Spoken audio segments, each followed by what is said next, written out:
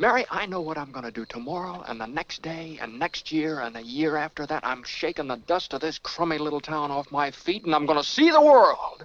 Italy, Greece, the Parthenon, the Colosseum. Then I'm coming back here and go to college and see what they know. And then I'm going to build things. I'm going to build airfields. I'm going to build skyscrapers 100 stories high. I'm going to build bridges a mile long. Well, you going to throw a rock?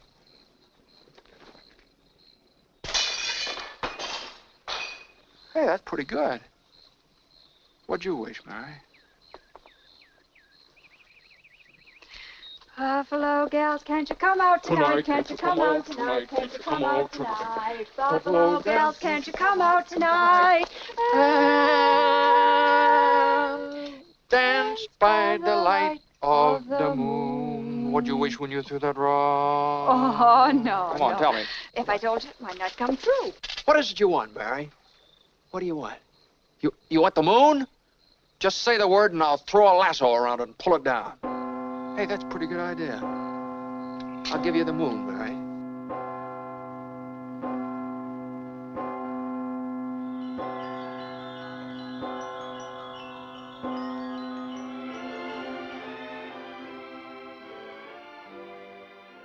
We're officially recording the first episode of Poddersville. Nice. Congratulations, all. Thank you, ladies and gentlemen. Shall we introduce the participants? Absolutely. He's got the mind of a rabbit, the faith of a child, may even love this movie more than I do. He's simple. David Cassetto. Oh, Simple Jack, whatever you want to call me. Simple Dave. He's already going off into tangents into other movies. His first podcast. His first. Might be the first one he's listened to, too. No. I tried listening to your other ones. Try being the key word. Well, that's the thing. I said in the trailer, I'm not doing this podcast. I'm here to facilitate two great fans of It's a Wonderful Life. Appreciators of fine things. Right. I didn't like the term super fan. Yeah, I couldn't. Yes. I mean, David, because I'm a super fan of Scotch.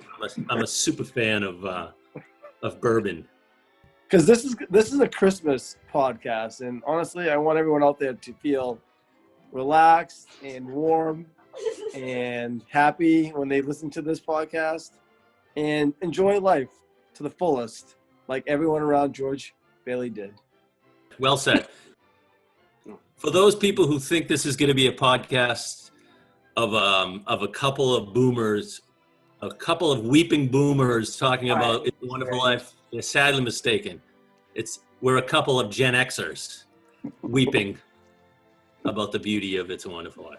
And I'm the guy who knows how to record Zoom, which is why I'm here. That's exactly. We have a guy. Yeah, we have a guy who's heard of Anchor. I'm the tech guy. I'm the Baba Booey. I'm here just to produce. But I did watch It's a Wonderful Life today. You did? And I have to say, good movie. It's not a good movie, Mikey. It's a great movie. I'm saving my take because I didn't know whether I'm getting the sense that David's pro. He gives it a thumbs up. I give it 2 thumbs up, my friend.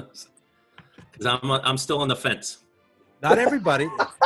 It 94% on Rotten Tomatoes. There were outrageous. 5 reviewers but they only go back to like 2000. So I don't know what it got for reviews when it first came out. It wasn't like a box office hit or anything. No, it wasn't a box. No, it That's lost. part of it. We're going to get into that. We're going to get into that, aren't we? I was telling Michael about the Liberty Films intro, the bell. Yeah. And? The Liberty Films, it's like Pavlov's dog. You hear that, it's such a warm feeling. It's that Just hearing that opening is fantastic. So Liberty Films, I guess, was they only made 2 movies. Capra was started that company, so it was Liberty Films. It was like that and one other movie of all time, just in history. He only made 2 movies with that Liberty Bell, you're saying? That's right. That and a movie called State of the Union. What's the other movie? State of the Union. No, never heard of it. But Was that another Jimmy Stewart movie? I don't think so. It could have been. How many movies did he make with Frank Capra? Well, Mr. Smith Goes to Washington. I honestly don't know. Probably a few. 3 movies. Three movies? It's a Wonderful Life. The Notebook. And then I got to click on this link to go. Mr. Smith Goes to Washington. I recently saw for the first time. Highly entertaining. Fantastic. Little tidbit, there's at least 4 people in It's a Wonderful Life that are in Mr. Smith Goes to Washington also. There's Thomas Mitchell, who's Uncle Billy. There's Mr. Gower. There's Beulah Bondi, who plays his mother in 5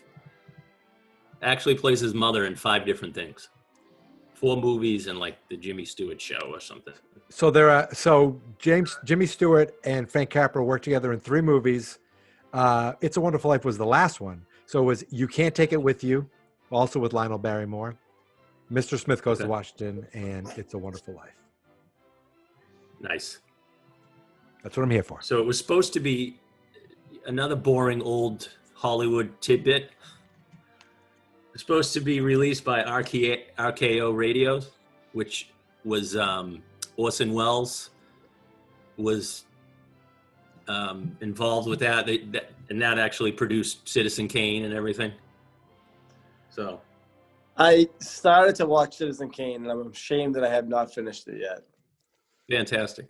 I shouldn't say fantastic. It's amazing, like the camera shots and stuff like that. It's very entertaining. The second hour is a little slow, but I watched it last week. That's the first time is that the first time you ever watched it? I watched it years ago, but this time I was kind of watching it to get to because I wanted to see Mank, which just came out. Yeah.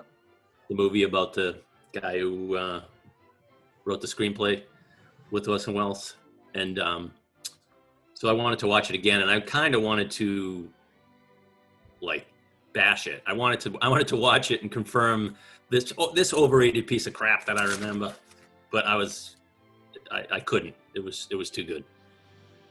Like I said, it was a little slow, but it was like the lighting and the cameras, and Mikey and I are movie nerds like that. Love that stuff. I'm impressed of that stuff when it is, 80 years ago, and the fact how you nowadays they can do anything and nothing's impressive. But 80 years ago, you're seeing something, like how the hell did they do that? Or these shots, even this movie, how nice it looks. I don't know, like it doesn't look old or cheap. I don't know. What? It's Wonderful Life? Yeah, it's something about the film grain or something. It just looks like. It looks fantastic. Yeah. I just got a new TV too. I haven't watched it I was watching it today also. So this is a Jimmy Stewart quote about the movie too, by the way. When Frank Capra was trying to sell him on it, he wanted him to be in it, and he was telling him what it was about, and then Frank Capra's like, "I'm not making this sound good. I'm making it sound terrible."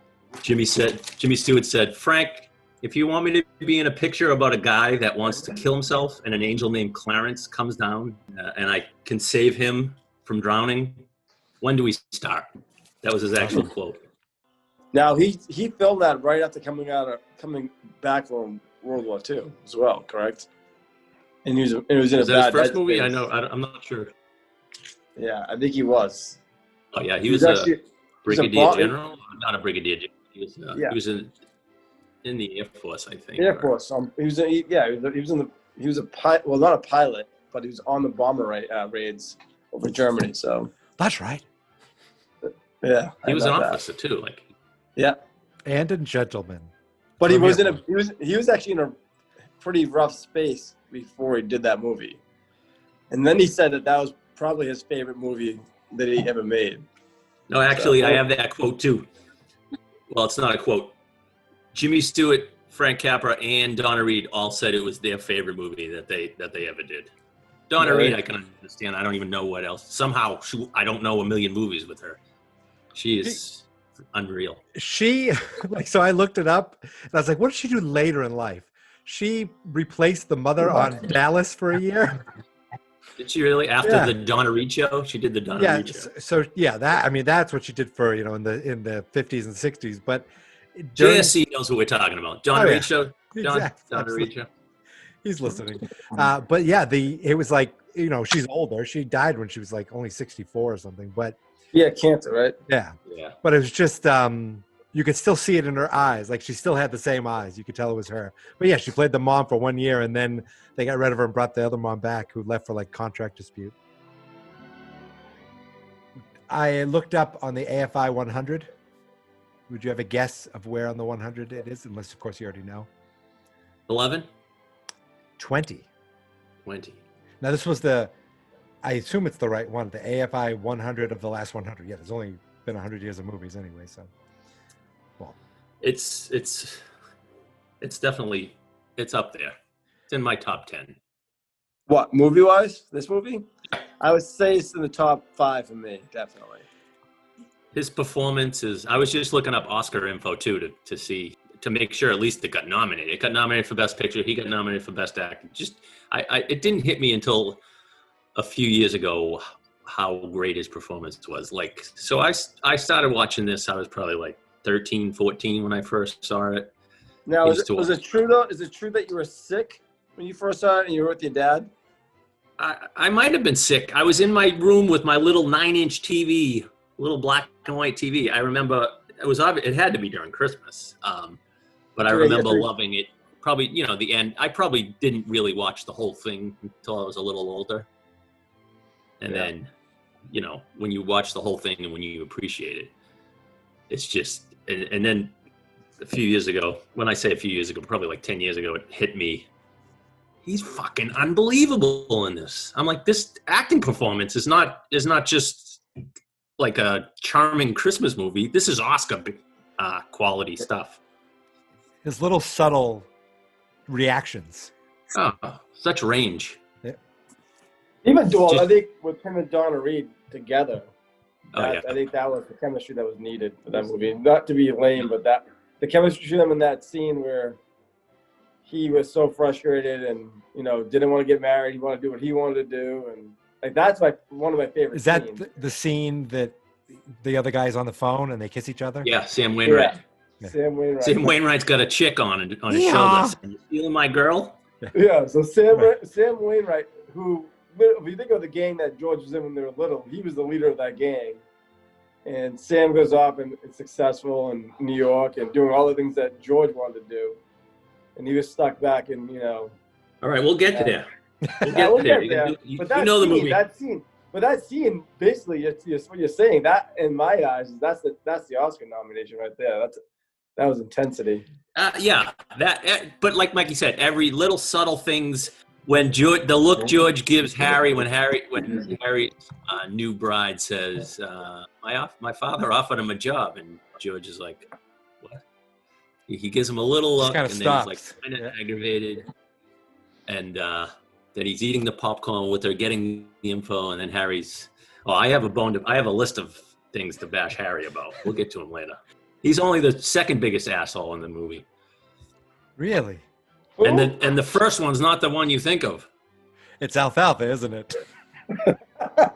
Othello. His character's name is Othello. Yeah. I always thought it was his first name. I looked it up and it was something Othello. But I looked at him. I go, why does that guy look familiar? It's definitely not Sean Shimko. It looks like it could be, but it's not. Who is that? wait, he didn't produce the movie? He wasn't the producer on the movie. You get that, Dave.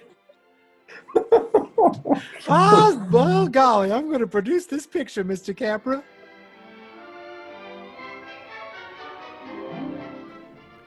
Hey, guys, I put a pause in the podcast right there, right before we just kind of start at the beginning of the film and go through the whole thing.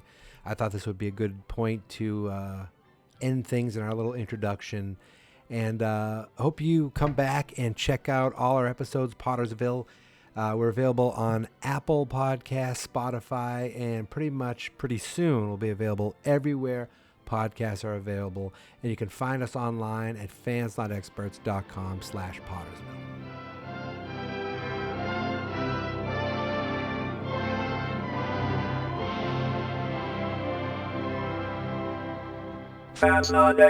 Wish I had $1 million. Hot dog!